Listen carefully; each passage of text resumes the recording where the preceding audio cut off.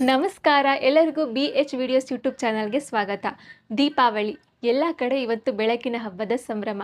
ಎಲ್ಲರಿಗೂ ದೀಪಾವಳಿ ಹಬ್ಬದ ಶುಭಾಶಯಗಳು. ನಾವು ದೀಪಾವಳಿಯನ್ನೇನೋ ಆಚರಣೆ ಮಾಡ್ತೀವಿ, ಆದರೆ ಅದರ ಹಿನ್ನೆಲೆ ಏನು ಅಂತ ತಿಳ್ಕೊಬೇಕಲ್ವಾ? ತಿಳ್ಕೊಂಡು ಆಚರಣೆ ಮಾಡಿದ್ರೆ ಇನ್ನೂ ಅದರ ಮಹತ್ವ ಹೆಚ್ಚಾಗುತ್ತೆ. ಹಾಗಾಗಿ ನಾನು ಈ ಒಂದು ವಿಡಿಯೋದ ಮೂಲಕ ದೀಪಾವಳಿ ಬಗ್ಗೆ ಒಂದು ಸಣ್ಣದಾಗಿ ತಿಳಿಸ್ಕೊಡೋ ಪ್ರಯತ್ನ ಮಾಡಿದ್ದೀನಿ.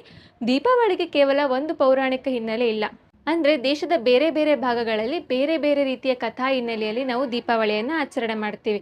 ಅದರಲ್ಲಿ ಮೊದಲನೇದಾಗಿ ಉತ್ತರ ಭಾರತದ ಆಚರಣೆ ಹಿನ್ನೆಲೆ ನೋಡೋದಾದರೆ 14 ವರ್ಷಗಳ ವನವಾಸದ ನಂತರ ಶ್ರೀರಾಮಚಂದ್ರನು ರಾವಣನನ್ನು ಸಂಹಾರ ಮಾಡಿ ಸೀತಾಮಾತೆಯೊಟ್ಟಿಗೆ ಅಯೋಧ್ಯೆಗೆ ಮರಳಿ ಬರ್ತಾನೆ. ಆಗ ಅಯೋಧ್ಯೆಯ ಜನರು ಸಂಭ್ರಮದಿಂದ ದೀಪಗಳನ್ನು ಹಚ್ಚಿ ಅವರನ್ನು ಸ್ವಾಗತಿಸ್ತಾರೆ. ಹಾಗಾಗಿ ಅಲ್ಲಿಂದ ಆ ಒಂದು ದಿನವನ್ನು ದೀಪಾವಳಿ ಅಂತ ಹೇಳಿ ಆಚರಣೆ ಮಾಡ್ತಾ ಬರ್ತಾ ಇದ್ದಾರೆ.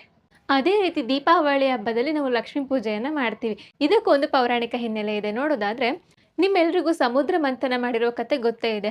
ಆ ಒಂದು ಸಮಯದಲ್ಲಿ ಕ್ಷೀರಸಾಗರದಲ್ಲಿ ಲಕ್ಷ್ಮಿ ಪ್ರತ್ಯಕ್ಷಳಾಗ್ತಾಳೆ ಮತ್ತು ಎಲ್ಲರಿಗೂ ಐಶ್ವರ್ಯ ಮತ್ತೆ ಭಾಗ್ಯವನ್ನ ನೀಡ್ತಾಳೆ. ಹಾಗಾಗಿ ನಾವು ದೀಪಾವಳಿಯ ಅಮಾವಾಸ್ಯೆಯ ದಿನದಂದು ಲಕ್ಷ್ಮಿಯನ್ನ ಪೂಜೆ ಮಾಡ್ತೀವಿ. ತಾಯಿ ಲಕ್ಷ್ಮಿಯು ಐಶ್ವರ್ಯ, ಶುಭ, ಭಾಗ್ಯದ ಸಂಕೇತವಾಗಿದ್ದಾಳೆ. ಅದೇ ರೀತಿ ದೀಪಾವಳಿ ಹಬ್ಬದ ಪೌರಾಣಿಕ ಹಿನ್ನೆಲೆ ಇನ್ನೊಂದು ಸುಂದರವಾದ ಕಥೆಯನ್ನು ನೋಡೋದಾದ್ರೆ, ಹಿಂದೆ ತೇತ್ರ ಯುಗದಲ್ಲಿ ಮಹಾಬಲಿ ಅಂತ ಒಬ್ಬ ರಾಜ ಇರ್ತಾನೆ. ಅವನು ಅಸುರ ವಂಶದವನಾಗಿದ್ರೂ ಕೂಡ ಧರ್ಮಾತ್ಮ, ದಾನಶೀಲ, ಸತ್ಯನಿಷ್ಠ ಮತ್ತು ಪ್ರಜೆಗಳಿಗೆ ಅತ್ಯಂತ ಪ್ರಿಯನಾಗಿರ್ತಾನೆ. ಆದರೆ ಮಹಾಬಲಿಯು ದೇವತೆಗಳ ರಾಜ್ಯವನ್ನ ಗೆದ್ದು ದೇವತೆಗಳ ಆಧಿಪತ್ಯವನ್ನ ಕಸ್ಕೊಂಡಿರ್ತಾನೆ. ಆಗ ದೇವತೆಗಳೆಲ್ಲರೂ ವಿಷ್ಣುವಿನ ಮೊರೆ ಹೋಗ್ತಾರೆ. ಆಗ ವಿಷ್ಣುವು ಒಬ್ಬ ಬ್ರಾಹ್ಮಣ ಬಾಲಕನ ರೂಪದಲ್ಲಿ ಭೂಮಿಗೆ ಬರ್ತಾನೆ. ಆ ಒಂದು ರೂಪವೇ ವಾಮನ ರೂಪ. ಇತ್ತ ಮಹಾಬಲಿಯು ಯಜ್ಞವನ್ನ ಮಾಡ್ತಾ ಇರ್ತಾನೆ.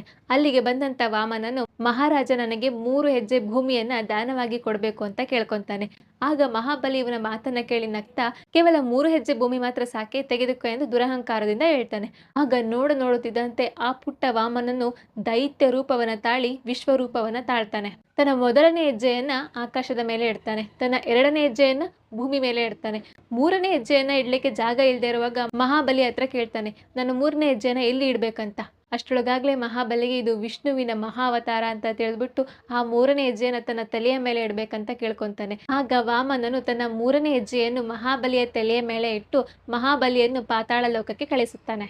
ಆಗ ವಿಷ್ಣುವು ಮಹಾಬಲಿಯ ವಿನಮ್ರತೆ, ದಾನ, ಧರ್ಮ, ಭಕ್ತಿ ಇವುಗಳನ್ನ ಮೆಚ್ಚಿ, ನೀನು ವರ್ಷದಲ್ಲಿ 1 ಬಾರಿ ಭೂಮಿಗೆ ಬಂದು ನಿನ್ನ ಪ್ರಜೆಗಳನ್ನ ಭೇಟಿಯಾಗ್ಬೋದು ಅಂತ ಹೇಳ್ತಾನೆ.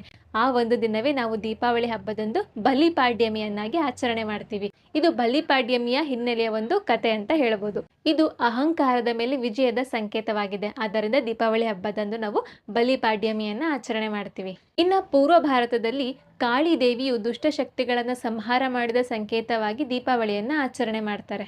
ಕಾಳಿ ದೇವಿಯು ಒಂದು ಶಕ್ತಿಯ ರೂಪವಾಗಿದ್ದು ದುಷ್ಟ ಶಕ್ತಿಯ ಮೇಲೆ ಸ್ತ್ರೀ ಶಕ್ತಿಯ ವಿಜಯದ ಸಂಕೇತವಾಗಿ ಆ ಕಡೆ ದೀಪಾವಳಿಯನ್ನ ಆಚರಣೆ ಮಾಡ್ತಾರೆ. ಹೀಗೆ ಭಾರತದಲ್ಲಿ ನಾನಾ ಭಾಗಗಳಲ್ಲಿ ಕೆಲವು ಪೌರಾಣಿಕ ಹಿನ್ನೆಲೆಗಳನ್ನು ಆಧಾರವಾಗಿಟ್ಕೊಂಡು ದೀಪಾವಳಿಯನ್ನು ಆಚರಣೆ ಮಾಡ್ತೀವಿ. ದೀಪಾವಳಿ ಅಂದರೆ ಕೇವಲ ಪಟಾಕಿ ಹಚ್ಚೋದು, ಹೊಸ ಬಟ್ಟೆ ಹಾಕೋದು ಇಷ್ಟು ಮಾತ್ರ ಅಲ್ಲದೆ ನಮ್ಮೊಳಗಡೆ ಇರ್ತಕ್ಕಂಥ ಅಂಧಕಾರವನ್ನು ಕರಗಿಸಿ ಆತ್ಮದ ಬೆಳಕನ್ನು ಬೆಳಗಿಸಿ ಪ್ರೀತಿ, ಭಕ್ತಿ, ವಿನಮ್ರತೆ ಇವುಗಳನ್ನು ಸಾರುವಂಥ ಹಬ್ಬವಾಗಿದೆ. ನಮ್ಮ ವಿಡಿಯೋ ನಿಮಗೆ ಇಷ್ಟ ಆಗಿದೆ ಅಂತ ತಿಳ್ಕೊತೀನಿ. ಇನ್ನು ಹೆಚ್ಚಿನ ಈ ರೀತಿ ವಿಡಿಯೋಸ್ಗಳಿಗಾಗಿ ನಮ್ಮ BH ವಿಡಿಯೋಸ್ ಯೂಟ್ಯೂಬ್ ಚಾನಲನ್ನು ಸಬ್ಸ್ಕ್ರೈಬ್ ಮಾಡಿ. ಪಟಾಕಿ ಹಚ್ಚುವಾಗ ಜೋಪಾನ ಅಂತ ಹೇಳ್ತಾ ಎಲ್ಲರಿಗೂ ದೀಪಾವಳಿ ಹಬ್ಬದ ಶುಭಾಶಯಗಳು.